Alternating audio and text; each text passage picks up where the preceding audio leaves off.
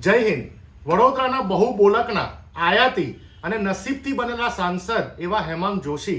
વારંવાર જનનાયક રાહુલ ગાંધીજીને પત્રોના માધ્યમ દ્વારા જ્ઞાન આપવાની કોશિશ કરતા હોય છે. પરંતુ આજે જ્યારે દેશમાં એક વિકટ પરિસ્થિતિનું નિર્માણ થયું હોય, ભારતીય જનતા પાર્ટીની કેન્દ્ર સરકારની ક્રોની કેપિટલિઝમની નીતિના કારણે જ્યારે એરલાઇન ઇન્ડસ્ટ્રીમાં 92% શેર ઇન્ડિગો અને ટાટા જેવી એરલાઇનનો રહી ગયો હોય અને એવા સમયે ઇન્ડિગોની જ્યારે 700થી વધુ ફ્લાઇટ સડંતર કેન્સલ થતી હોય અને જેમાં જનતાને એરપોર્ટ ઉપર તમામ પ્રકારની હાલાકી ભોગવવી પડતી હોય, જનતાને સામાજિક અને આર્થિક નુકસાન થતું હોય, એક પિતા માસિકની ઘટનામાં પોતાની દીકરી માટે પેડ શોધતા હોય, એક પતિ જ્યારે પોતાની પત્નીને સારવાર અર્થે એક જગ્યાએથી બીજા જગ્યાએ લઈ જતા હોય, મેડિકલ ઇમરજન્સીમાં જે શક્ય ના બનતું હોય, તમામ જગ્યાઓ ઉપર તમામ બિઝનેસમેન જે છે એમને કરોડો રૂપિયાનું આર્થિક નુકસાન થઈ રહ્યું હોય, કોઈના લગ્ન તૂટતા હોય, આવી ગંભીર પરિસ્થિતિમાં પણ ડોક્ટર હેમાંગ જોશી જે વડોદરાના સાંસદ છે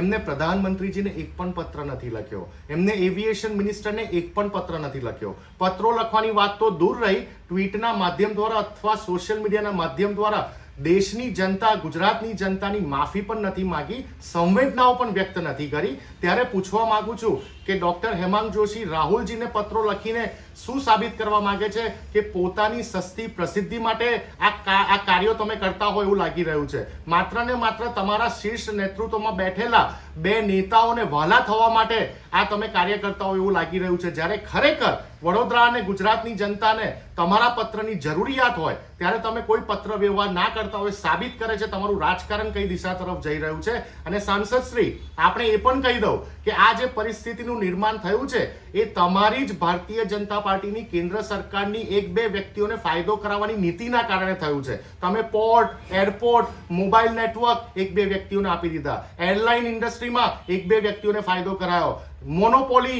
મોનોપોલીના કારણે અને કોમ્પિટિશન જે તૂટી ગઈ છે જેના કારણે જનતાને સર્વિસ મળવી જોઈએ એ બંધ થયું અને એના પાપ રૂપે આજે એરલાઇન ઇન્ડસ્ટ્રીમાં 700 ફ્લાઇટ કેન્સલ થતા જનતાને એક પર્ટિક્યુલર કંપની ઇન્ડિગોના કારણે હાલાકી ભોગવવાની આવી છે. આ માત્ર ને માત્ર તમારી ભારતીય જનતા પાર્ટીની કેન્દ્ર સરકારની નીતિના કારણે થયું છે.